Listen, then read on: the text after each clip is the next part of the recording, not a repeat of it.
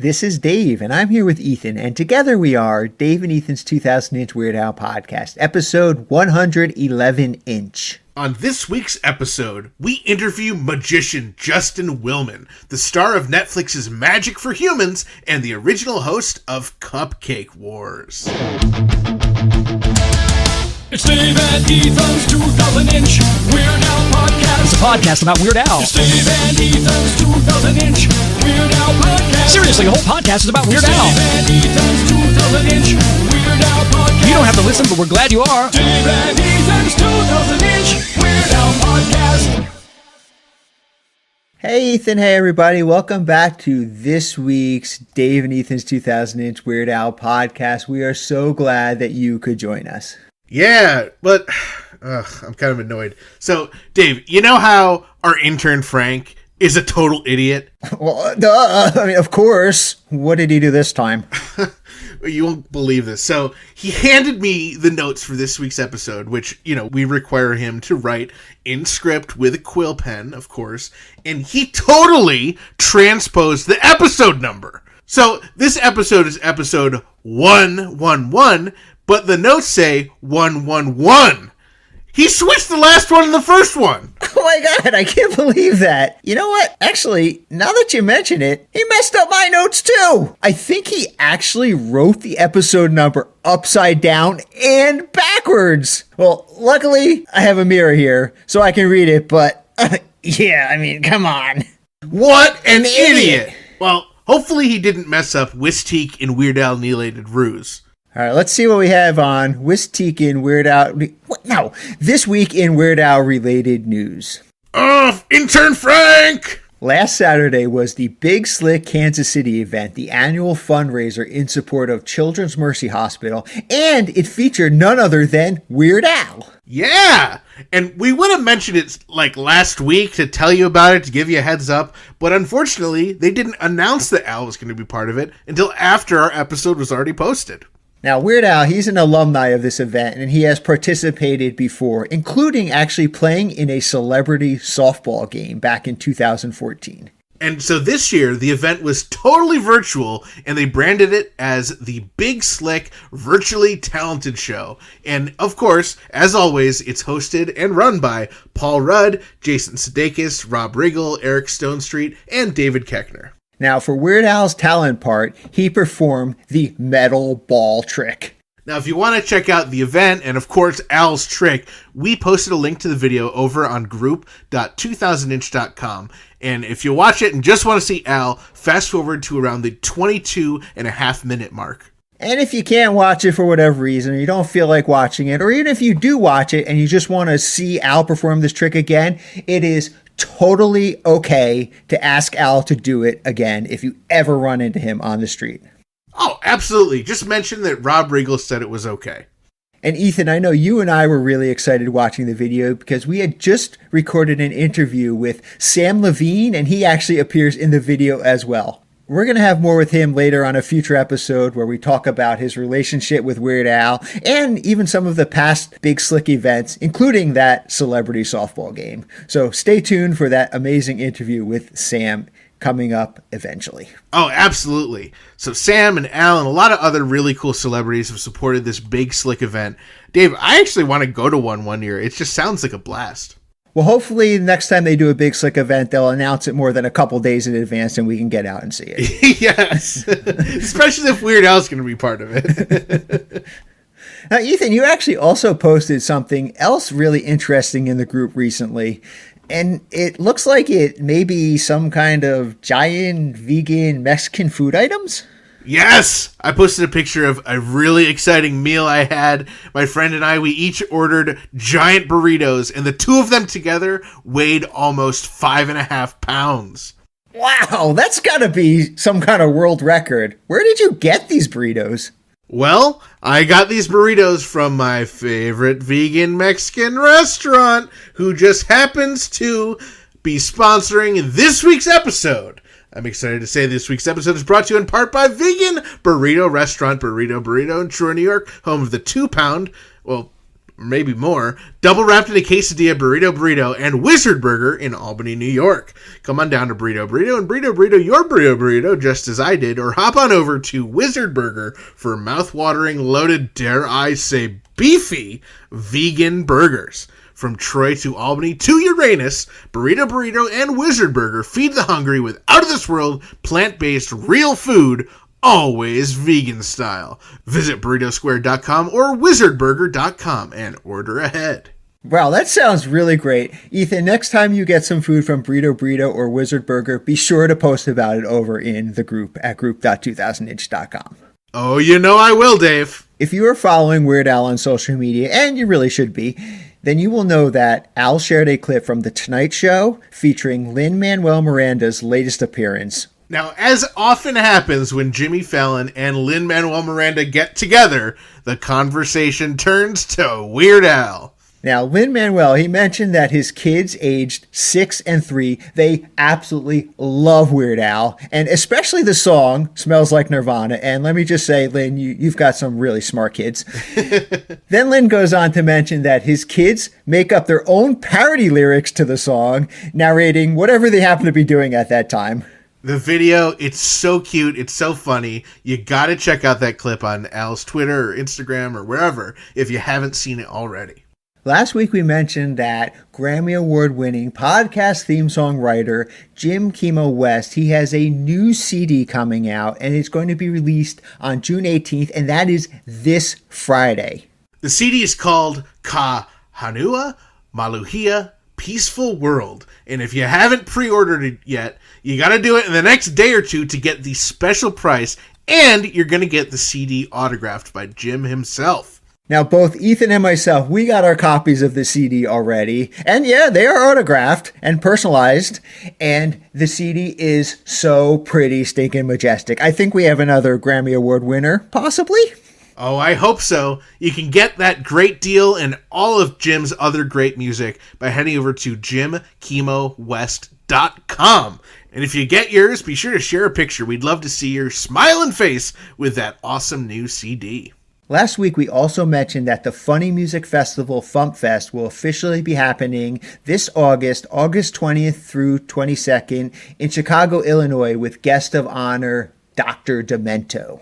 Now, we are very excited to announce that Dave and Ethan's 2000-inch Weird Al podcast has officially signed on as a sponsor of Fump Fest. We are very excited to be sponsoring Fump Fest, and if any of our listeners are planning to go, we want to hear from you for a potential special bonus episode. Please make sure you reach out to us if you are planning to go. And in other Fump Fest news, this week they just announced some brand new musical performers joining the lineup. Carla Albrich, the Great Lewski, and even Steve Goody. We are very honored to be sponsoring this incredibly important and exciting event. To find out how to attend and other information about FumpFest, be sure to visit fumpfest.com. Now, there is something really exciting happening on the subject of books about Weird Al. Seriously? Yeah, exactly. Let's check in with episode 43-inch guest and author of the book Weird Al Seriously, Lily Hirsch, who joins us with a world exclusive. Hi guys, it's me, Lily Hirsch, the 43-inch guest and author of Weird Al Seriously, and I'm so excited to be announcing the paperback expanded edition. Seriously? Wow, that's really exciting. There's actually going to be a paperback edition of your hit book Weird Al Seriously. So what can you tell us about the paperback? Is it going to be the exact same content as the hardcover book, or will there be any new material? There is going to be new material. It's actually an expanded edition. I think I was very sad when the book was all done because the project was so much fun, and I think the publisher was very sad too, so we decided to keep going and to make it bigger and to make it better. And yeah. And all the things that happened since that I thought, oh, I wish I had put that in. I can put it in now. It's like when you like write an email and you hit send, and then you're like, oh crap, I forgot to put this other thing. Except I think on a much larger scale, since they printed all these copies and all these people have it and are reading it and they're in their collections. That's exactly it. And that always happens. Anytime you finish anything, you finish any writing, you go, oh, I wish I had done this. But now I can. So exciting. And I have a whole new afterword. There's a whole added afterward section about Weird Al fans and Weird Al fans during the pandemic and how I might be a Weird Al fan too. And there's also there's also a new section that I'm calling School of Al. Ooh. About Weird Al's influence on other seriously funny musicians. That's amazing. I mean, Dave and I, we talked to, so many people on this podcast, and I would say a good number of them, if they're not people who, grew up as Al's peers, if they're younger than Al, they all say that they've been influenced by Al in some way or another. Absolutely. Of course they are. And I cannot believe I did not include this section the first time around. So thank goodness the publisher's giving me a chance to do that. And they're also giving me a chance to add in some really terrible jokes that they will probably cut before it comes out. I'm really proud of one. I can tell you one that probably won't make it. But when I talk about the School of Al, I thought it was kind of fun to play with the whole school idea in classical music. There's all of these schools of music that are really kind of spheres of influence. And one is called the Second Viennese School around Arnold Schoenberg. And Viennese in German is spelled just like Wiener, Twinkie Wiener sandwich. I make this connection, and it is so bad because, anytime you have to explain a joke like I just did, it's probably terrible. So that probably will not be in the book, but I'm trying to get it in. Well, if there's any other jokes like that you really, love and they don't make it in, please, keep a file and let us know next time you're on the podcast so we can hear all of them. I would love to. I would love to. There actually are a few that probably won't. I'm going to write them down. I'm so excited. Okay. I'll tell you what makes the book and what gets cut. There's a great new book idea, actually. Everything that got cut from your paperback version of Weird Al Seriously, you could put out a third version of the book with just everything that's cut in it. Everything that I thought was funny that the publisher didn't think was funny. That probably would be a book because, yes, oh boy. Well, what could be the third edition? Like, if it's hardcover, then softcover, then is it like water cover, like it's filled with water? Like, what is the next stage in books? That's a good question. I don't know how to answer that. There should be a next stage. Yeah. I know who I'm not going to ask about that. I wasn't sure if I was just going to be talking to you two today or if that terrible intern Frank might be there. Oh. Yeah, we don't allow Frank on the podcast to speak unless absolutely necessary. Oh, thank goodness. Yeah, we try to restrict his interaction with our guests as much as possible. We want to make sure that you feel as comfortable as you can when you are our guest on our podcast. I really appreciate that. You guys are so kind, and there's just something about his voice. It's just, Enough about Frank. We're here to talk about Weird Al. So, in preparing for this new edition, have you talked to Weird Al himself at all? I didn't interview him again, but I told him this was happening, so he knows that this is happening and gave it his blessing. He's always so kind and so quick with his messages whenever I write. I did get to talk to someone who worked with him on the radio station, Peggy. She was co-host of the news at the same time as Al, so I got to hear a little bit about her take on his time in college how difficult that architecture degree was. So the fact that he was performing music and completed that degree when it was so difficult really says something even more about his intelligence, in her opinion. So I was able to get that in. Oh, very cool. Yeah. So and I got to talk to you guys and hear more about some of your activity. And I did not know, Dave, that you met your wife because you were a fan of Weird Al. That's amazing. I love that. Well, thank you. Yeah, it's one of the many perks of being a Weird Al fan is sometimes you get to meet the love of your life. That is amazing, and congratulations. I feel like I've learned a lot more about the fans since the book came out, and I wanted to get some of that into the book. Well, that is so cool, and we're so excited about this new edition. Do you have any idea when it's actually going to come out? Sometime in 2022. It's kind of a nice mark. We've got the 40-year mark of the actual band coming together, first performance in 1982. So it's kind of a nice mark, 2022. Nice. And do you Yeah. have any idea, is the artwork going to change? Or, is Kelly drawing a new bust of Al? Oh, she offered, and I would have loved that. I talked to the publisher, and they said they just wanted to leave it as is, and I have to respect that. But I wish, and maybe with a future project, I'll be able to ask Kelly to do something again, since I just love her drawing so much. Oh, yeah. Well, you can't really mess with perfection. I understand that. I know, it's such a good cover. I am glad that they're letting me change the book, add it and expand it. I think the publisher, everyone I worked with at Rowman and Littlefield, they turned out to be huge Weird Al fans too. So we all had so much fun on this project. I think it wasn't just me that wanted to keep it going. They did too. So we're all having fun again. Now, do you have any idea, what your next project might be? Is it going to be Weird Al related again, or are you going in a different direction? Well, I've got a few things going now. I definitely caught the comedy bug. Not only am I writing my own really bad jokes that no one will ever see because of their very poor quality, but I'm amusing myself in difficult times, so I think there's a positive. I have been working on a book about funny music more generally, lots of other composers and musicians. Very cool. Because not only, with Weird Al, I really wanted to make the point that funny music is just as significant as so-called serious music.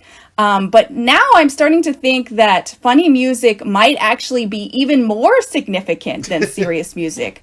Because you might laugh, but in a way, you really, really have to know music to be able to flip it inside out. It takes this kind of flexible thinking where you know music, but can then turn it upside down. So I'm going to make that point in the next book, and I have some interviews with some amazing people, including Tom Lehrer. Very cool. Oh, wow. Very cool. Yeah, that was an amazing get. He doesn't really do interviews, and I was amazed he agreed to it. But I told him that I wanted to focus on funny music and death. And he said, as long as I only focus on death, he's in. Wow. I love that sentiment of the point you're trying to make, because I've always felt that way. All my favorite music, not just Weird Al, always has a sense of humor to it. So I think that's a really awesome project. And I can't wait to hear about your interview with Tom Lehrer. That is just so cool. Oh, it was so fun. Yes, well, if you have any title ideas, you have to let me know. First, I was thinking music is a joke, and then Netflix did Netflix is a joke, so that was too bad. Then I was thinking I should just make it kind of a theme, and I was thinking maybe funny music seriously. Oh. But we'll see. We'll see. Yeah, we're still working on it. But it's a fun one. I also have a book about music and insult, but you don't need to know about that one yet. That's probably enough for a news segment. Okay. Well, we'll open it up to all of our amazing listeners. If you have any great book title ideas for Lily, please let us know and we'll pass them along to Lily. And Lily, we are really excited that you asked us to be part of this new paperback edition book. And we're really looking forward to when it's coming out in 2022 with the new content and the new chapter and everything else. Thank you so much for joining us and filling us in on the paperback version of Weird Al Seriously. And please let us know when the book is available. We'd love to talk to you again. I will. Thank you so much for having me on, and thank you so much for your help, and you guys have a great day. Thank you so much to Lily Hirsch for popping into the podcast and sharing that awesome, incredible, pretty stinking majestic, world exclusive, brand new news. Oh, you know what that sound means. Oh, our vegan Twinkie Wiener sandwiches are ready? No, it means we have a message on the official Dave and Ethan's 2000-inch Weird Al podcast 347 Spatula Hotline. All right, Frank, let's hear it. Hey, Dave and Ethan. It's UH Chef, Scott Sorensen, Adriana Yubovich. and Kenneth. We're at Little Tokyo, L.A. We're having sushi. Hey, Jeff, what are you ordering? Red Snapper. Ooh, very tasty. Steve and Ethan of the Niche Weird Al Podcast.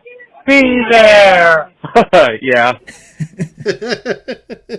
Wow, Kenneth, Scott, Adriana, and Jeff, thank you so much for calling in. Make sure you order a lot of sushi. And don't forget to leave a tip. Oh yeah, good reminder. I always eat a bunch of sushi and forget to leave a tip. Remember when we had sushi with Bermuda? Or when we had sushi in British Columbia, Canada? Ooh, remember when I had that gas station sushi and I forgot my identity and I ended up spending a week in Brazil with no shoes, snorting pixie sticks in an abandoned 7-Eleven? Is that the time you were belching Stairway to Heaven? Oh, no. That was in Ecuador. I was belching the Gilligan's Island theme song that time I was in Brazil. Oh, yeah. I always mix those up. Well, anyway, enough about gas station sushi. Oh, I could really go for some gas station sushi. But it's time for this week's interview. Dave and we are very excited to welcome the hilarious magician who you may know from his hit series Magic for Humans on Netflix and as the host of such competition shows as Cupcake Wars. He will be hosting a virtual gala on June 26th to support Alzheimer's programs featuring none other than his hero and our hero, Weird Al Yankovic. Please welcome Justin Willman. How's it going, Justin? So happy to be here. So happy to be here for the right reason, for our mutual Al appreciation. Yes. Absolutely. We only let people on the show when they love Weird Al, and that's kind of a prerequisite, yeah. Exactly. Absolutely. Well, as soon as we saw you were doing this event, we had to reach out because it seems really incredible. So I mean, I guess just to start it off, what can you tell us about Magic for Memories, a night of comedy and wonder to make Alzheimer's disappear? Well, it's a cause near and dear to my heart. My mom passed away after a decade-long battle with Alzheimer's. She passed away last May.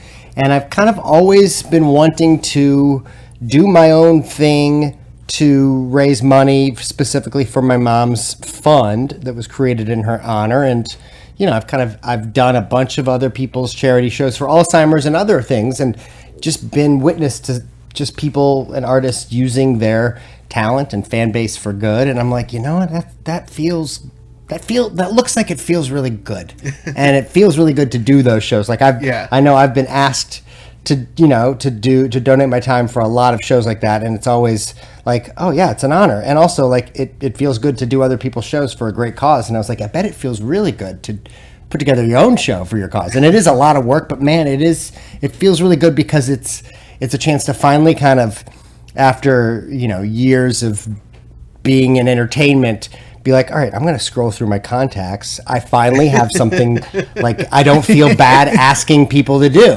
I finally have something I feel good about asking Weird Al to do, you know, as opposed to like, hey man, you want to, I don't know, get coffee or hang out, you know? So it feels good all around. So obviously Weird Al is part of this event, but you've got a really incredible lineup. Jason Mraz, you got Sarah Bareilles, Jim Gaffigan, Nicole Byer. I mean, this just seems like the greatest thing ever, and you're also part of it. Yeah, I can't believe it. I can't believe it's like what a great show to go see for any reason, even if there isn't a good cause behind it. But yeah, right. I'm very excited, and it's on Zoom. So, you know, unlike a live event where people have, you know, location restrictions about whether or not they can go, it's anyone around the world can watch. So it's fun. It kind of follows me after a year of doing my show on Zoom, kind of adapting. You know, well, when the pandemic hit, I was about to hit the road and go on my biggest theater tour yet, and obviously that got the kibosh. So right. I kind of pivoted and was like, can I do magic on Zoom without it sucking? And after some experimentation, I was like, yeah, actually it can be pretty great. And anyone in the world can watch. So the big bummer of touring is that no matter how many places you go, you have equal number of like comments on any post who are like, you never come to perform near me. And you kind of don't, because you just can't perform everywhere. So Zoom was a chance to really get a chance to reach everybody. And it was a pretty beautiful experience over the course of the many months. Fun. Yeah, absolutely. Yeah. So I'm interested to learn just what Weird Al's role is in this amazing Magic for Memories on June 26th. Yeah, well, I met Weird Al because he was a guest judge on Cupcake Wars, as you know, way back when. Yes. But I've, been a huge Weird Al fan forever. He was, I'm sure that's one thing we have, all of us here in common is, I discovered his music when I was 12, before I really even knew, obviously before I even knew the songs he was parroting. And he just kind of became this larger than life guy who kind of made it okay to be weird and quirky and, not normal, and so it was a big inspiration to me as a magician, obviously, because you already feel weird and quirky and not normal, and he kind of gave you the green light that it's okay. So I'm very excited to, I don't know if he will quote unquote perform, because I know for Al it takes, he's normally tours with this full band and it takes a lot of work. But on the set of Cupcake Wars, I got to do some tricks for him. And he's very funny to do magic for, in that it's very fun to watch him watch magic. His reactions are hilarious, and it kind of just cracks me up. So if it's nothing else than him watching me do magic for 15 minutes, that'd be great. But I'm excited to have a little chat with him, maybe talk about our, the genesis of his soup ladle viral video, which is a funny story because I taught him that dumb trick on the set of Cupcake Wars, and then he broke the internet with it. Yeah. I was wondering, because I obviously know that video that Al did, and then as I'm watching Magic for Humans, I'm like, hey, that's the same trick. Like, that's so cool. Yeah, he was kind enough to credit me in his YouTube caption, which most people wouldn't do. Like, he's just that little thing makes you realize, like, oh, he's the real deal. What a mensch, Yeah. So we'll kind of riff on that, and maybe I'll teach him a new trick that he can break the internet with. We'll see. Oh, yeah, very nice. Well, that's so exciting. And Dave and I, we're not only major Weird Al fans, we're also major Weird Al collectors, and we know a lot of our listeners are as well. I would love if you told us about this special signed poster that's part of the gold package. Ooh. Yeah. It's interesting because the show's virtual. It's like hard to get a poster that everybody can sign on the night, but it's definitely now going to be a part of Weird Al memorabilia, because although it's like the Magic for Memories show poster, his beautiful mug and glorious curly hair is on it. So so that's like a nice bonus perk for people who, the show is $40 to attend, and that's for however many people are watching from your Zoom screen. So it's a pretty good deal. But yeah, that ticket tier, the $150 tickets, people get to come to a post show Q&A with me and hopefully a couple of the Alzheimer's experts, and keep it light and fun and hopefully very optimistic. But you also get an exclusive poster that not a lot of people will have. So that's a nice little bonus piece of merch that is now could be a part of the Weird Al, pantheon of souvenirs. Oh, absolutely.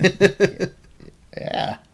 Now I'm curious, of course this is all going to be on Zoom, and you've done your own Zoom performances before, but you've also performed in front of a live crowd many times, and to me, I'm curious, just how does magic different in front of a live crowd versus a Zoom audience? Obviously you've got to, maybe not, but you've got to write new material, probably, or you've got to scale down your magic act. How is it different performing on Zoom versus performing live?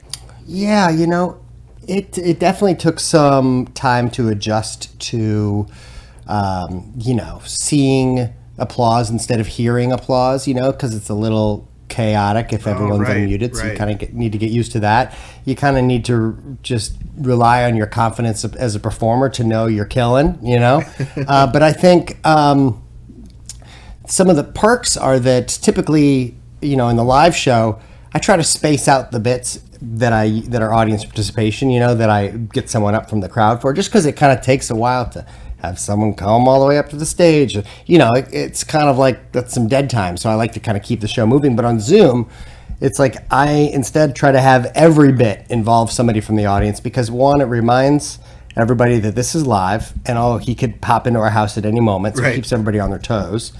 And it makes the magic more amazing, obviously, is all of a sudden you're in picture and we're doing a trick that blows your mind. And what's great is that people, it's so intimate because the camera's only a couple feet from your face. So on stage, if you'd have to have a pretty big reaction to people for people to like, who are sitting far in the back to really have it land with them that you are amazed. But on Zoom, even just the subtlest little quirks really, really play well. So it's obviously got some cons to it that I just try to avoid, those types of tricks that are, like obviously our attention spans are shorter. So I try to have everything paced up quicker and shorter bits. But, the fact that I can just plow through and use 20 different people throughout a show, and the technology lets me kind of really do that now smoothly. It's, it's fun. I feel like every time someone has even a 1 minute interaction with you, even if it's on Zoom, like it kind of gives them that feeling that they were up on stage with you. So I try to emphasize that as much as I can. Right, and I imagine it's got to be a more personal experience for the audience as well. Exactly. It's, obviously there's nothing like live in person, but it really does create the vibe of, you can have a Zoom with 500 to 1,000 people on it, which in a theater, only the people in the first couple rows are going to feel like it's an intimate experience for them. The rest of the people kind of feel like they're spectators. But on Zoom, it's like everybody's got a front row seat. So that's kind of the biggest difference, is that it's very democratized. Everyone has the same viewing vantage point, depending on their internet connection, and Right. has the same likelihood of being in the show, which is really nice. And, and the best part is just being able to reach people everywhere. We did so many shows over the course of the last year. We've had over 700,000 people, Wow. attend one of the shows. Wow. Yeah. Which is way more than I could have ever performed for, live in a decade even, Yeah. Yeah, it's wild. Wow. Incredible. Well, I'm sure we're going to cover a lot more for Magic for Memories. And just to get the plug out there early, magicformemories.com for tickets and information. But I wanted to tie back to something you said. You said you've been a Weird Al fan since you were 12. And I read that you also started doing magic at 12. I guess the question is, what came first, Weird Al or magic? Oh, Weird Al came first. Yeah? For sure. Yeah. I mean, and I'm trying to remember like how I stumbled upon it, like I'm pretty sure I got a Weird Al cassette as a part of one of those 12 cassettes for a penny Columbia Music House things. And, and I think I just, as a kid, I don't know if you're like me, but as a kid when, even just having a couple bucks is a huge deal. Like I remember like doing the math, like, wait, I can buy a soda in the machine for 50 cents, but you can buy a 6-pack for $2. I'm going to buy 6-packs and sell sodas, so when I would see the Columbia Music House thing, I'm like, 12 for a penny, this is insanity. And then, I'm like, I don't even know 12 music artists. So I just started filling in blanks, and somehow I ended up with Weird Al's cassette. It's the eponymous one, with Right. Mr. Frump and the Iron Lung. Yeah. It's track one, I think, right? Yep. Not track one, but yeah. Yeah. Yeah. Yeah, but Mr. Frump is on there, and that was my introduction to all that music. I don't think I even knew at first that he was parodying songs that exist. Like I remember, obviously, My Bologna, I know all the lyrics to, and another one, Rides the Bus, and then hearing the real song later, it felt like that was the parody, the Tom Petty was ripping off Weird Al. Like, why is this song not funny? It's not funny anymore. Yeah, and like when I was in 5th grade, I remember did like a talent show lip sync thing where I did I think Eat It. Al does it in the fat suit, right? You're fat. Or You're is it thinking fat? of fat. Well, Yeah. I'm fat. I'm fat. And like with pillows under my shirt, and it started falling out, and it got me all flustered, and like I got laughed at. So it was like a scarring memory, but that just goes to show you like how devoted I was to Al, and also like I felt so cool because I was the only one of my friends who even knew who Weird Al was. Like, I don't know how, like I was so cool and in the know, and they were kind of like, what? I don't know. and they also didn't know the music he was parodying, but I just felt like I had discovered this thing. And I remember then when UHF, not when UHF came out, but at least when I discovered it at Blockbuster, on a visit, I rented that movie over and over again and just loved it. I mean, it's been a couple years since I watched it, but I mean, I still quote it to this day, Conan the librarian, Don't you know the Dewey Decimal System? I love it.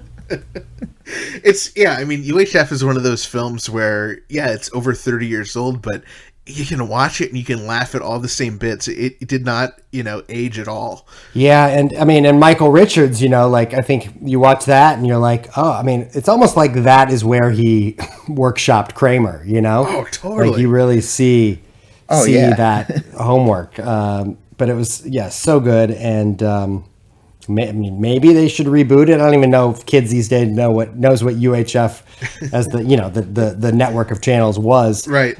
But yeah, it was a special thing, and then I would gradually collect the CDs eventually when they would come out, and I think what I was always drawn to now as an adult is like what an amazing longevity of a career, what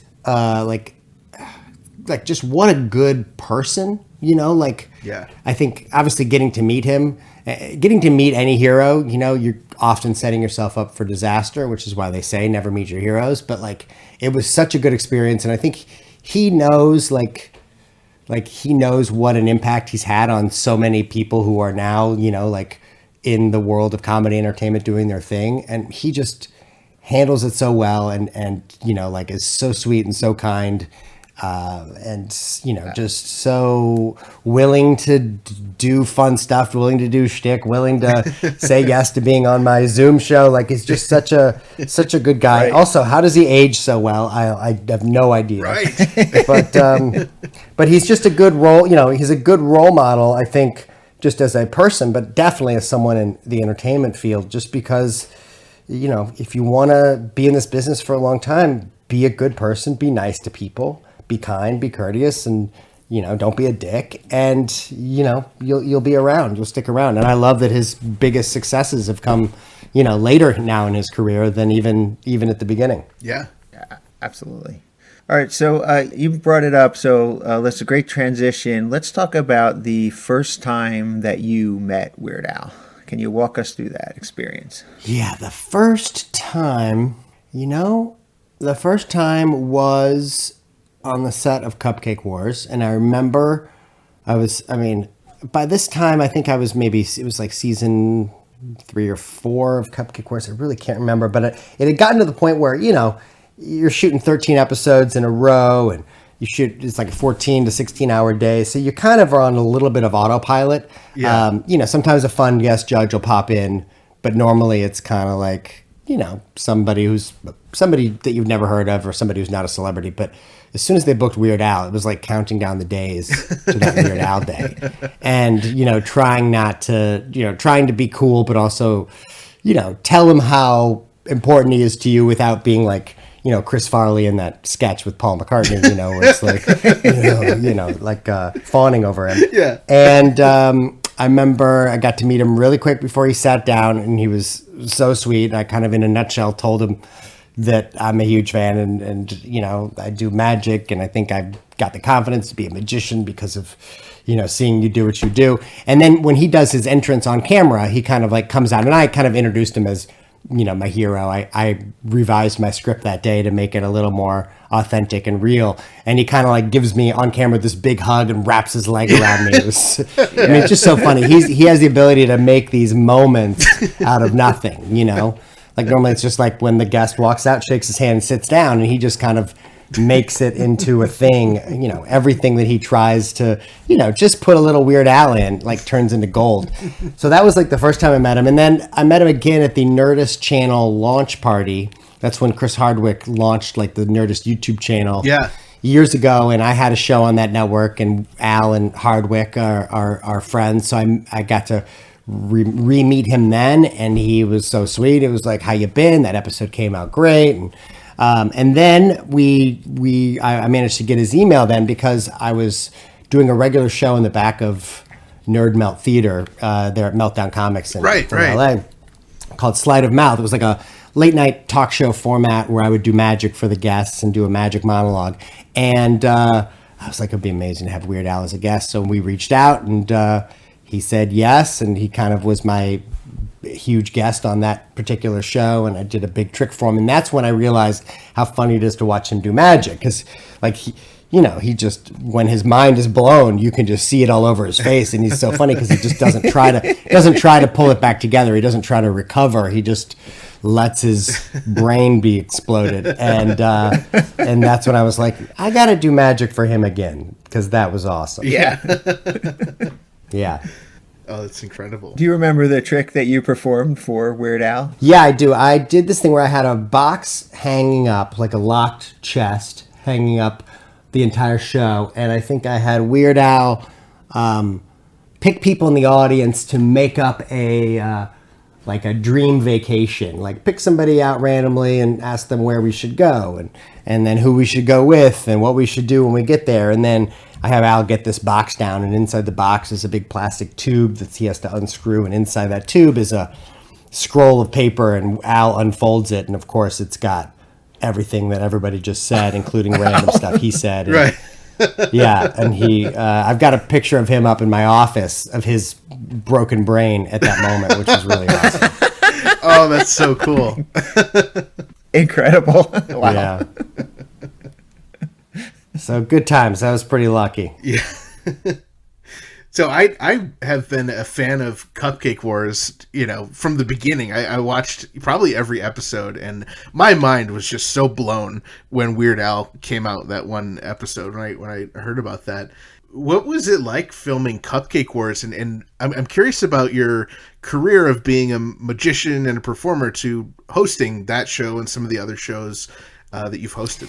It was interesting because I'd never really, I have no culinary experience. I'm not a chef or anything like that. But as a magician, you're kind of, I think I've naturally got training as a host just by being a magician and, being an entertainer and right. having to think on the fly and, keep a show moving along. So I would go out on random hosting auditions in LA. And so that was one of them. And I remember, feeling like I just botched the audition. It was bad. And then 2 weeks later, I got a call back. I was like, that's weird.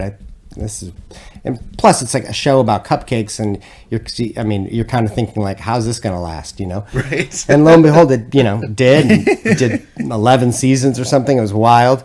It was a really fun show to do because people loved it. I loved going out on tour doing magic and meeting people who were like, oh man, it's the only show I can watch with my kids, or we'd love to watch it with my grandparents. It was kind of one of these shows that was the happy place for a lot of people, because it's hard to find a show that everybody can get behind.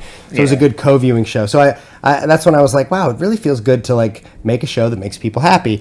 And doing the show, it's odd. It would be maybe 1 month of the year, or maybe 1 or 2 months of the year would be spent shooting that show, and then the rest of the time I'm out doing magic. But it kind of creates the illusion in people's minds that that's what I do all day every day is host Cupcake Wars. Right. So it's like a small part of my life, but it's a big part of my perceived life.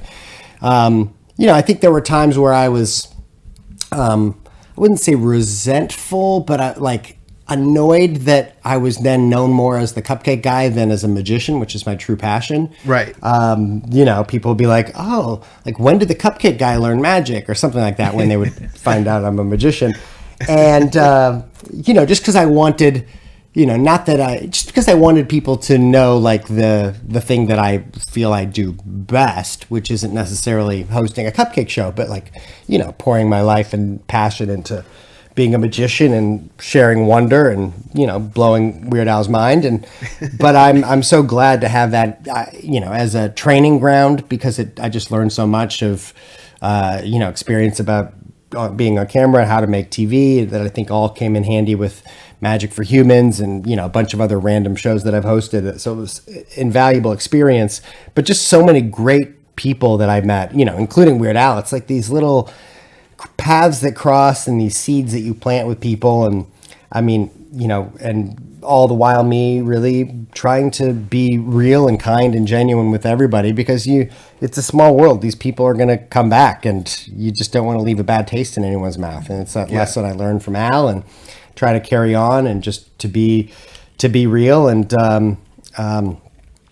so it was, and plus I got to eat a butt ton of cupcakes. I mean, a lot of cupcakes. Never on camera though, so I always had to rush it. I had to like scarf it down while they were laying out the next cupcakes. But that wasn't a bad perk.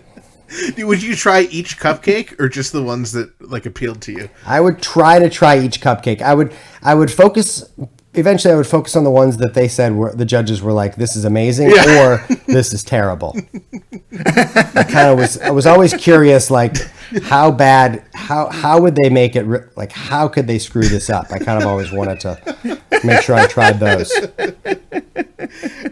And you know, I'm always curious when I see these like cooking competition shows, how real are the time limits? Like if they get 30 minutes or an hour, is it really a strict 30 minutes or an hour, or is there kind of some fluff? It is. I mean, sometimes in the big challenge, you know, the 2-hour one where they have to build the display, like sometimes there'll be something that goes wrong just with like cameras or production, where they have to like, you know, it's not fair unless they stop the clock for everybody and say, hey, okay, we delayed you guys there. We'll let you guys get 10 extra minutes here, and then we'll resume the clock. Mm-hmm. But because it's like under technically like the game show rules, like there's all these standards and practices that, you know, there's somebody on set to make sure, because there's cash prize on the line. Right. You know, they've got like a legal person on set there to make sure that everyone gets the exact same amount of time, that they get the same ingredients, that it's a level playing field. So yeah, it's kept it all legit. Oh, interesting. Yeah. I'm curious, you know, on the Al episode specifically, you know, for example, one of the weird ingredients that someone used was like squid, and Al's a vegetarian, so they're like, oh, then there's a vegetarian version for Al. Was that known the whole time, or did they kind of rush and have to remake it so Al could try it? You know, that's a good point, because we all, I mean, I knew that about him from Wikipedia, of course. Right. And I feel like there's a good chance that somebody probably came there not knowing what the challenge was, but they're like, I've got a really good squid cupcake. If I get the chance, I'm going to make this squid cupcake. And they still wanted to show off the squid cupcake, despite the fact that they learned that Al can't eat it. So they kind of had to think on the fly. But yeah, Al was definitely a great sport. But yeah, he's not gonna eat some random person's squid cupcake and break his veganism for sure. Of course. Now, what's become a really exciting part of live Weird Al events is, of course, when he does play the clip of him on the show saying, you know, this cupcake makes me want to throw up, so I can taste it again. Have you gotten to experience seeing Al do a live show and see that clip played on stage? I haven't. Can you believe it? Oh. I haven't.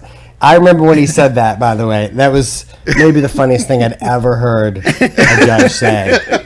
It's just so good. Yeah. I mean, just the perfect soundbite. Incredible. Yeah. Right. I cannot wait to see Al on tour. I mean, I really can't. I mean, I've seen lots of videos, and it's just like, wow, this guy puts every ounce of himself into putting on a great show. Like, no expense spared, no production value spared. It's just incredible. I can't wait to see it. Oh yeah, I can't wait for you to see it. It's you know, as a Weird Al fan, your mind is just gonna explode. The face Weird Al has when he sees you do magic is the face you're gonna have when you watch Al on stage. Oh, I can't wait. So, I mean, I've got 100 questions about Cupcake Wars. So I apologize to our listening audience and to you, Justin and Dave. But I'm curious, you know, when you're filming, what are you guys doing? Like during the 2-hour challenge? I mean, you're not, you know, obviously you're not doing. Well, luckily the we're entire not time. there the whole time. You know, like, but during the round 1 and round 2, we are out there the whole time.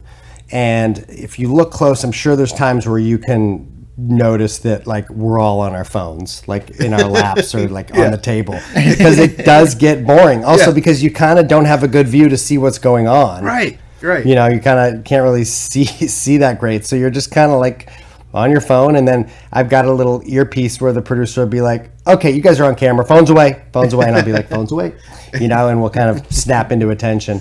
So it's a lot of that. But for the most part, we're out there, watching, and I'm always trying to come up with ways to make the script funnier, or add little tidbits, and I would drop in a lot of magic early on, but unfortunately, like in the edit, like they would just have to, like they're trying to cram so much into 44 minutes, they would end up being like, well, we kind of have to cut the magic trick because that's not what the show is about. So it would end up getting cut for time a lot, but which I totally understand. Right. But eventually, it's like we would kind of go back to the dressing room here and there, or just be on the phone. Or really, if the guest judge is somebody awesome or interesting, we're really just kind of small talking and getting to know them, which is really fun. That's cool. Yeah. Yeah, I mean, like I remember an episode with like Jessica Alba, and like really cool people would come through. So that must have been that was a big day. That was awesome. She was awesome. I've got a great picture of me holding a bunch of her baby products, like trying to make her laugh or something. And I mean, nothing tops the Weird Al day, of course. Right. But I will say, like the day that Yo Gabba Gabba was an episode once, and all the characters came out a couple times. Blue Man Group was an episode once where the creator was the guest judge, and so I got to do some comedy bits with the Blue Men. So there were really fun, like, kind of pinch yourself once in a lifetime, like, how in the world am I, doing shtick with the Blue Men Group, or, hugging Weird Al, or, whatever. It's pretty fun. Right. Yeah. Something that I had noticed a few times on the show, and it came up in the Weird Al episode, is it seems like, even when it's an obscure kind of judge, it seems like the contestants always seem to have a lot of insight on their career. Like, in the Weird Al episode, they were like referencing like some fairly obscure songs if you're talking about like a normal person. I'm curious, what kind of prep do the contestants get for something like that? Interesting, because I wasn't so involved in that side of things, but yeah. I think everyone, the ingredients are always a surprise to them in the moment, but I think they must get at least a day or two warning of, okay, here's the guest judge, or here's a little insight on the event, just so that they, I think it makes a better TV show if in the interviews they actually know what they're talking about, and it gives them a chance to, show off. And if they do their homework and pull up some of his songs and then make a cupcake that references those songs, I think that's pretty awesome, and it makes a great TV show. And then it makes the people who don't go that extra mile just look worse. So it works out. Right.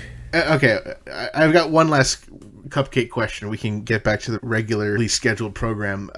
When it comes to actually having the event that these people are competing for, are those the same cupcakes made in studio, or are they remade for the event? Good question. Okay. They remake them for the event, yeah, because the event often is not that same day. Yeah. That's the magic of TV. Yes. Okay. And then people always ask me what they do with the losers' cupcakes. And I always tell them that they box them up and they put them in the back of a truck and they drive to the nearest homeless shelter and put them in their dumpster.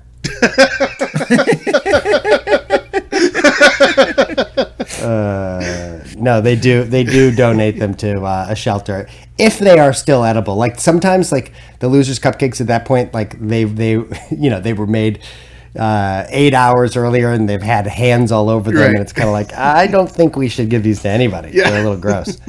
Right. To get away from cupcakes for a moment, let's go back to Magic for Humans, your great Netflix hit series, which you're not only the creator of, but you're also the star of. Can you tell us about Magic for Humans? Yeah, it was really my baby. It's like definitely my proudest achievement. Ever since I had that show it was called Magic Meltdown on that Nerdist YouTube channel, that was kind of like this first little incubator for and I think part of it, that was part of Chris's design, was why don't we use this as a chance to give potential TV series a chance to find their legs, kind of incubate them. And so if you look close, like the the format and structure for Magic Meltdown, which was every episode I pick a theme and I kind of use magic to explore that theme, is exactly what Magic for Humans is. So that's kind of where I just kind of did a little trial and error. Obviously, I tried to pitch that show way back when, no takers. I kind of pitched another couple versions of it, no takers. I then made a pilot for Comedy Central with Chris Hardwick as an EP. They passed on it. They did air it as a special, a little half-hour special, but they passed on it. Made another pilot for Comedy Central. They passed on it. And then I kind of took all these little, failures and cut them together into a sizzle reel that emphasized the stuff that did work. And that's kind of how Magic for Humans got sold. And if people haven't seen it, it's basically a show where I use magic to explore the human condition, and every episode you explore a different theme: love, technology, fear, self-control, guilt, that kind of thing. And got to put together just a dream team of comedy writers and really, really great magicians who I've known my whole life, who were geniuses, and make a show that I was really, really proud of. And I had a blast doing it. And obviously with Netflix, you get a chance to be in front of a lot of eyeballs all over the world. So it's kind of changed my life just in my ability to, tour and play bigger venues. Like my live touring show, that's always my bread and butter and my favorite thing. I'm a live performer.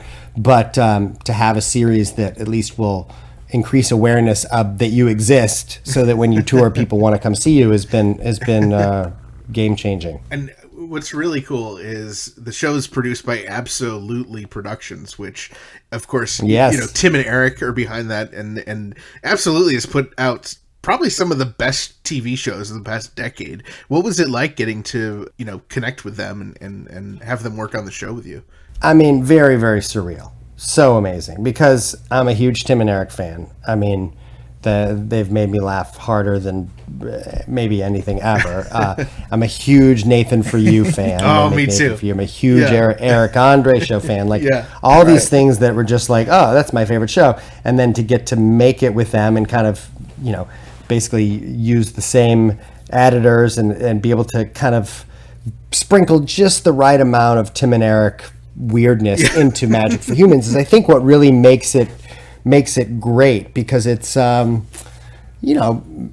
magic sometimes needs the edge taken off of it, and I wanted to make a magic show that is for magic lovers, but also like really fun to watch for the people who are magic cynics or just comedy nerds, where it's kind of doesn't take itself too seriously. And obviously Tim and Eric, like, their whole brand is like just the perfect ridiculous absurdity, where you're like, how insane of a person do you have to be to think of that? And what's crazy is that they're so like not insane people in real life. Like, they're very soft-spoken and sweet and kind, and hey Eric, how's it going? Good. Hey Tim, you need help with the coffee maker? Like, just normal dudes who just are just brilliant, hardworking guys who are able to have such good taste in the type of people that they hire. I mean, just getting to work with amazing editors who just can just have that instinct about, because there's, obviously it's almost like an unspoken comedy writer in our show is the editor, right? Who's able just to know when is the funniest time to cut, and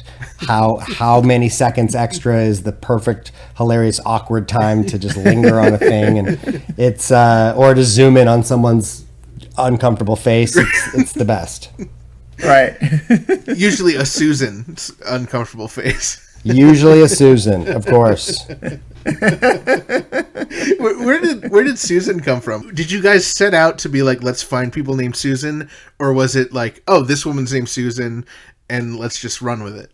Well, it's funny. So I knew, like, we're busy writing like the big parts of the show, trying to figure all that out. But then at a certain point, I was like, I feel like we're gonna need these little palate cleansers, just little bumpers, And that's where I would like put up, let's do something called trick questions, we're a show trick, ask a question. And then somebody pitched the idea of like, how about we do magic, but only for people named Susan? And it kind of sounded funny at the time, because it's like, oh, magic for Susans kind of rhymes with magic for humans. But I think we just thought it was stupid. And it was one of those things that I'm like, okay, well, if we don't leave that card on the board, we just don't have a lot of cards. So let's leave it up there and we'll find something better. And then I think our first day of shooting, we happened to come, to cross paths with someone named Susan, and I was like, hey, what was the bit? Like, what is the bit? I'm talking to my writer who's on set with us. I was like, well, did we ever talk about how this would go? No, just make it up. So I was like, okay.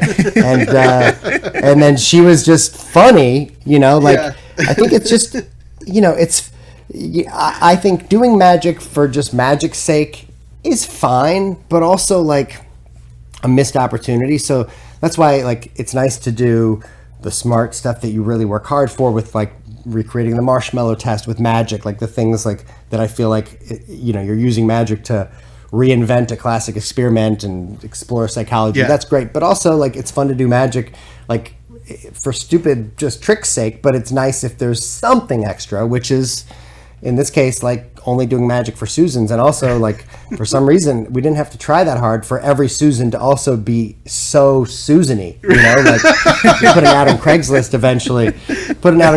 looking for more Susans, not telling them what the show was that they were coming for, just saying, hey, we'll pay $40 and coffee, we'll pay your parking, and we would, wherever we happened to be shooting on those days, we would just have them meet there. So, and they would show up, thank God, and it was just a beautiful thing. I love that you kept it authentic. You could just get anyone and have them say their name Susan, but you got actual people named Susan.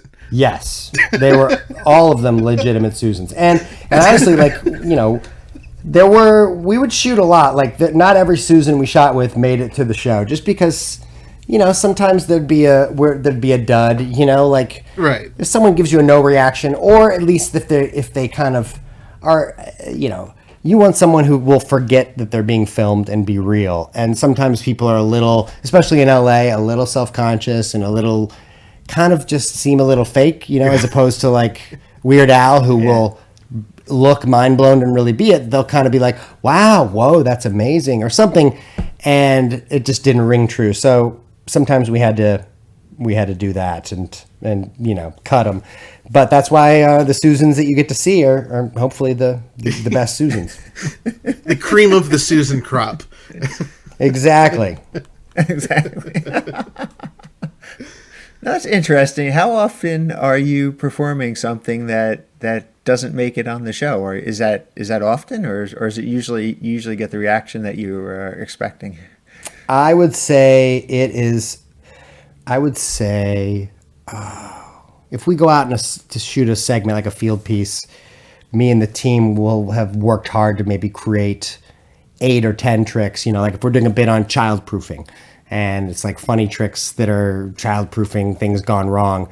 Maybe I went and did 8 or 9 of them that day, and 3 of them make the cut. Oh, really? Wow. There's a lot that you don't see. Yeah. I would say 25 to 30% of the magic is good enough to be in the show. Like, wow. Not that the trick isn't good, but it's like when you're out in the field, you don't have time to, our budget was limited, so we didn't have time to like spend days shooting the same trick. So it's like both the trick needs to look great in that particular take, but also you had to have gotten lucky with a person who reacts great or funny, and you had to hope that the camera guys or gals shot it in a way that it, captures the trick, captures them without cutting, because right.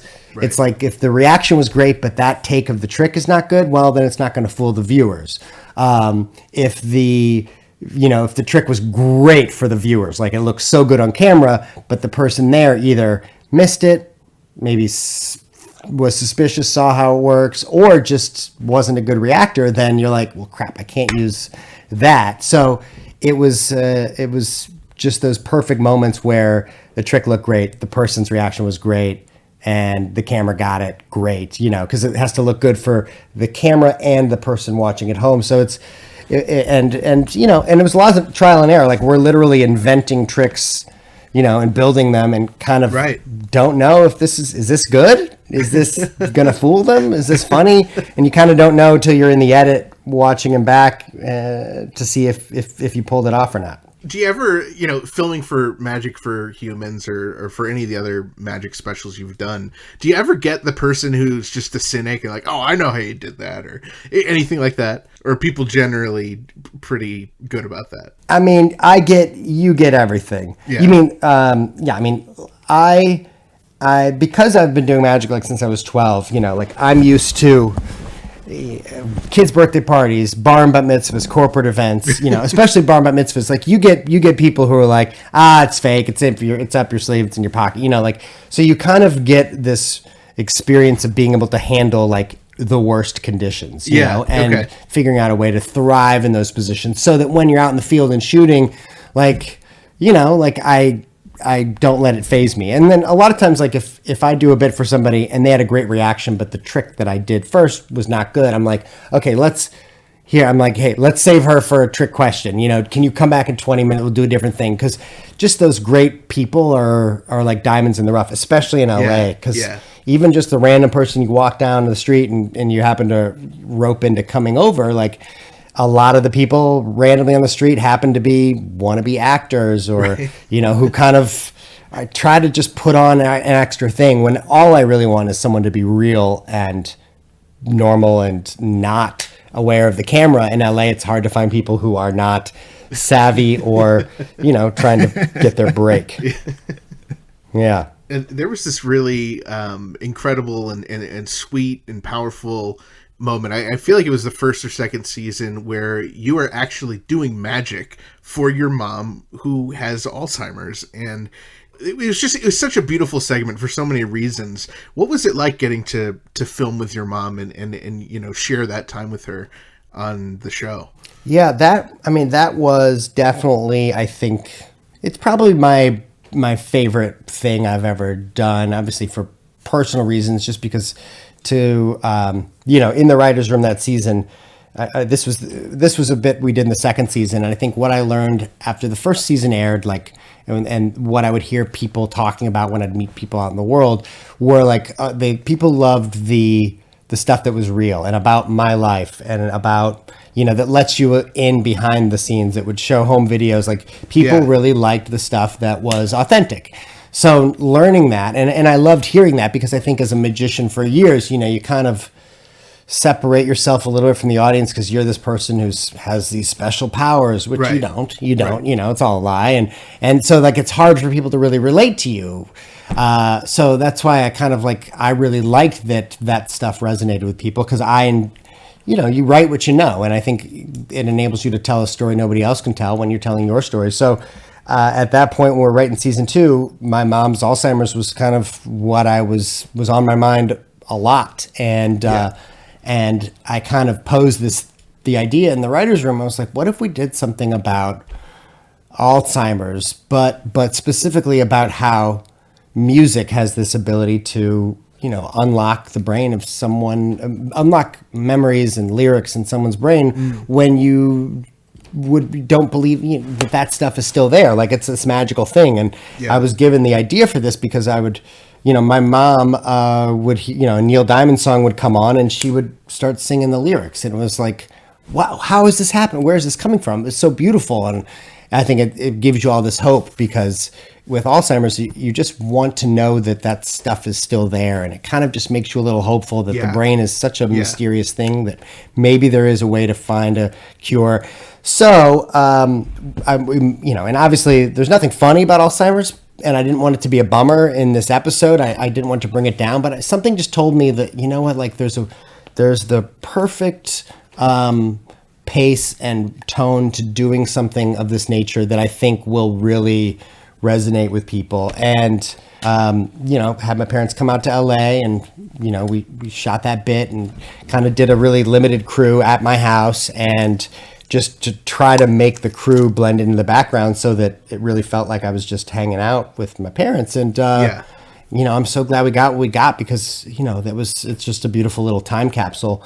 But most importantly, after that aired, I probably still get an email or two a week from someone who it made them snap out of that. They were like, I haven't called my dad in a long time.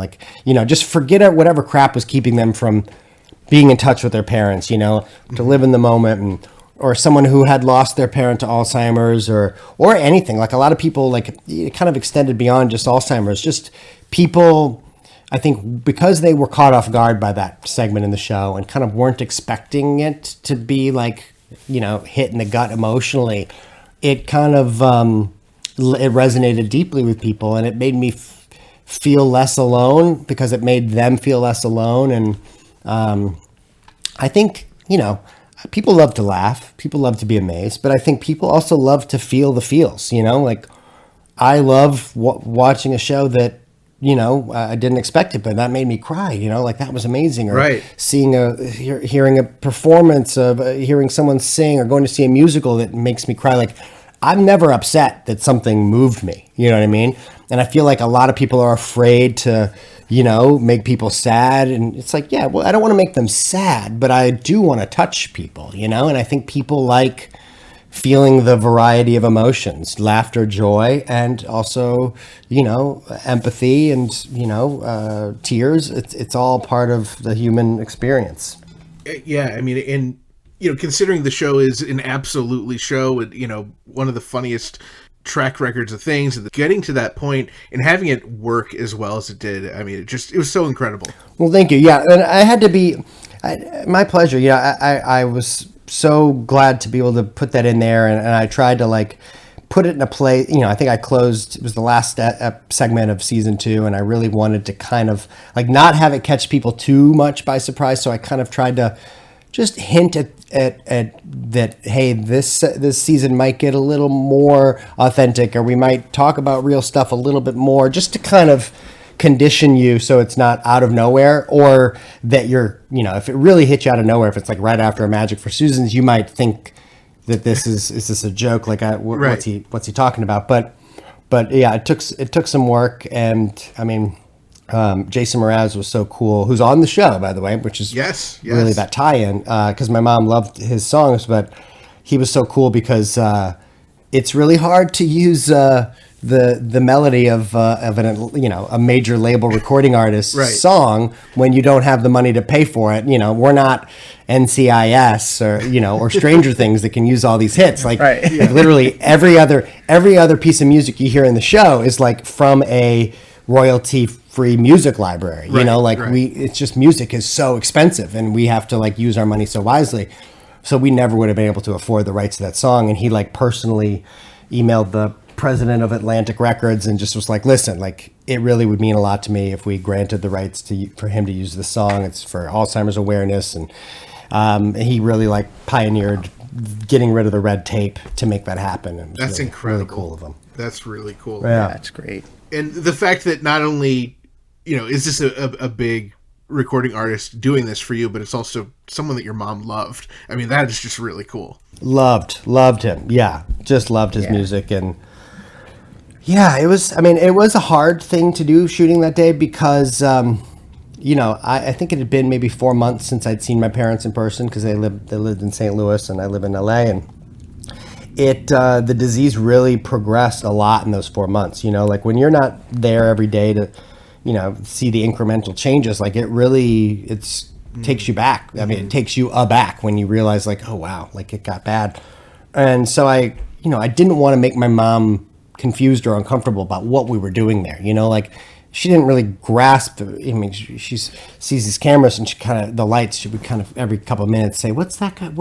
Who's that guy? Like pointing at the lighting guy, you know? And it's kind of like, it's like really, I don't want to make you confused, because then I just don't feel right. So it was about finding the right setting to make it just as natural as possible. Let's get it. Let's not, you know, like try to feel like we need to shoot it over and over again. It needs to be real. If we get it, we get it. And honestly, I had to be okay with if we don't get it, or just if it doesn't feel like something that is I'm comfortable sharing, you know, so be it. At least we tried. Mm-hmm. Yeah. Well, this event coming up on June 26th just seems like it's going to be absolutely incredible. I cannot wait to see it. It's on June 26th. It's called Magic for Memories.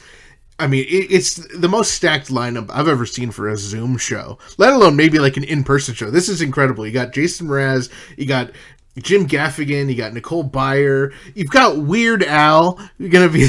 I mean, it doesn't get any better than that. Can't get any better. You're damn right.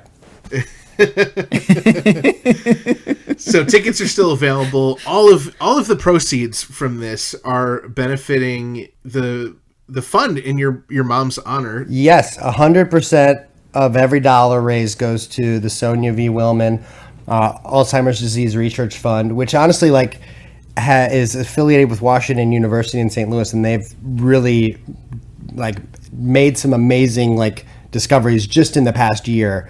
And so I think I can really honestly say that every dollar made during the show, like, could very realistically get us closer to a cure. So that's incredible. You can be generous without reservation. And this, I'm always so fascinated by Cameo. You are on Cameo, and with that, you donate every dollar to this fund. Yes, I do as well. And it's actually been so fun on Cameo because, I mean, it's really fun. Like, just being a bit of a gift surprise that people are, trying to make someone's day with. It feels great that it's for the cause, but it's just a really funny. I mean, it's also, the whole premise of the whole thing is easy to roll your eyes at, but I think when used, for good and for making someone's day, like, it's a great way to connect with people and give someone, like, a little souvenir that that they'll, like, cherish forever. And I've had a bunch of cameos, that I've bought for friends or my wife, that are just like, it's just a cool little gift. Oh, totally. They're so much absolutely. fun. Weird Al's not on there though. We'll get there one day. One day. Well, we can get tickets to Magic for Memories by going to magicformemories.com. And I got to get this poster. This poster is just so cool. And you're going to personalize and sign the posters for the gold package. And this is just going to be so much fun. So I cannot wait for June 26th. Grab your tickets now. Get your Zoom ready and installed, because you don't want to miss a second of it. You don't. I can't wait to see everyone there, and I think I promise to not disappoint all the Weird Al fans with getting some gold out of Weird Al, although that's all he gives. Right. So it'll be super fun, and all for a great cause. And so thank you guys for helping me spread the word about it, and it's so fun getting to chat. Well, thank you, Justin. It sounds like it is going to be an incredible event. And for such an incredible cause, Weird Al being there, that's just the cherry on the top. I cannot wait. I've already got my ticket, and yes, Justin pushed me over the edge. He convinced me I'm getting the poster. It's for a good cause, Dave. It's for a good cause. It sure is. The event is next Saturday, June 26th, 5 p.m. Hollywood Star Time, 8 p.m. Burrito time. For more information or for tickets, you can head on over to magicformemories.com. Hey, you know what ad we should do next? I'm thinking we should do the David Grant ad. Oh, yeah, great idea. But we don't have a script for it this week. Oh, that Frank. All right, let's just write one. First, I'll say, hey, Ethan, it's time for an ad. Okay, and I'll say, wow, Dave, you're right. It's time for our David Grant ad this week. Oh, and then I'll go, we know he's David Grant, but did we also know he's MC Chalkskin, and he writes books and stuff, and I don't know, I'll add more later. Oh, great idea. Then I'll say, oh, absolutely. Thanks for reminding me about all that great stuff David Grant has done and has available on his website. Then I'll, pretend I don't know what the website name is, and I'll say, Ethan, can you please remind me of David Grant's website? And I'll respond and say, in an annoyed voice, well, Dave, it's obviously wolfinwool.com. Duh. And I'll act like I feel like an idiot for not remembering it. Oh, yeah, well, that's right. wolfinwool.com. And then I'll reiterate the website one more time, just in case anyone missed it. Yep, wolfinwool.com. And then I'll just say, David Grant. And I'll say, yeah, David Grant. And scene. Wow, that'll be an excellent ad, Dave. Too bad we don't have any time to record it this week. Well, this week's episode is brought to you in part by Discover Darwin, promoting tourism in Darwin, Minnesota. Not only is historic Darwin, Minnesota, beautiful, it's also banking. No! Welcome back to our series of Discover Darwin ads about banking. No, no, no, no! No. What? I do not want to hear about Perennial Bank again. What don't you want to hear? Well, I don't want to hear how, like, the former bank president, Mark Johnson, said, "You're not just a number here. We know you by name. You'll always find a real person when you call the Darwin Bank." Okay, I won't say that then. What else do you not want to hear about? Well, I definitely don't want to hear about how the bank expanded its services to the community with the opening of the Dassel branch in early 2008. Yeah, I wouldn't dare give Dassel any airtime. And please don't drone on and on about how outside of Darwin they have 3 other convenient locations located in the aforementioned not mentioned Dassel, as well as Painesville and Winthrop. Okay, I definitely won't drone on about that. I think that's it. And scene. So visit Darwin, Minnesota on your next expedition. Discover Darwin more than just the twine ball. And after you visit Darwin, Minnesota, be sure to visit discoverdarwin.biz. Each week we're able to bring you our podcast absolutely free thanks to our sponsors Burrito, Discover Darwin, Jackson Scoggins, and David Grant. And thanks to our amazing close personal friend Patreon supporters, Jared, Jake, Javier, Jeff, Zeb, Allison, Blair, Frank from the Bank, and Kenneth. And thanks to Kat and everyone else in our pretty stinking majestic Patreon family. If you enjoy our family-friendly weekly Weird Al podcast, please consider supporting us at patreon.com/2000inch or by picking up some pretty stinking majestic official Dave and Ethan's 2000-inch Weird Al podcast merchandise, such as tote bags and pillows and tank tops and more over at shop.2000inch.com. And remember, right now, Patreon supporters can check out the first 2 episodes of our Black and White and Weird All Over bonus episode series, the special book series where we sit down with author John Bermuda Schwartz and go page by page, picture by picture, centimeter by centimeter through his book Black and White and Weird All Over. Patreon supporters get to hear all the bonus episodes early. Everyone else, stay tuned. Frank said he would post them outside of Patreon once he finishes counting our hair. We love hearing from our listeners and other Weird Al fans. Join us over on our Facebook community and post about Weird Al by visiting group.2000inch.com. And we also love it when we receive voicemail via our 27-hour-a-day podcast hotline 347 Spatula. You might even hear your message on the air. For everything about our podcast, including incredible past guests and episodes, be sure to visit WeirdAlPodcast.com or 2000inch.com. And keep up on new episodes, podcast news, and events by following at 2000inch on Facebook, Twitter, and Instagram. And once again, thank you for subscribing and leaving positive 5-star reviews on Apple Podcasts, Podcast Addict, Spotify, Stitcher, or the podcast app of your choice.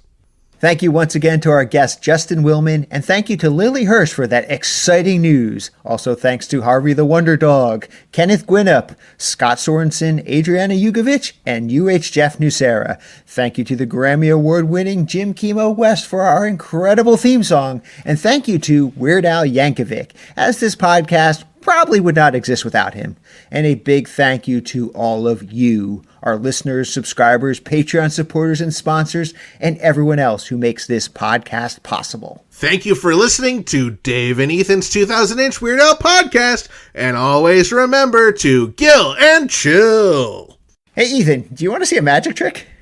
Of course! You know I love magic! All right, get this. I am going to read your mind. Oh, no way. Okay, what do I need to do? All right, I need you to think of a number between 1 and 2,000. All right. I got one. All right, excellent. Now, please tell everyone, what was that number? 342. Ah, yeah, I knew you were going to say that. Wow! How did you do that? Magician never tells his secrets.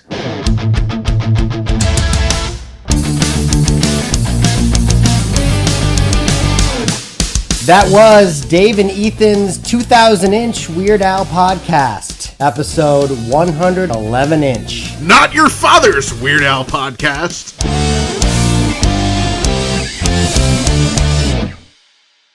For some reason, we didn't have to try that hard for every Susan to also be so Susan-y. You done with your cupcake questions or anything?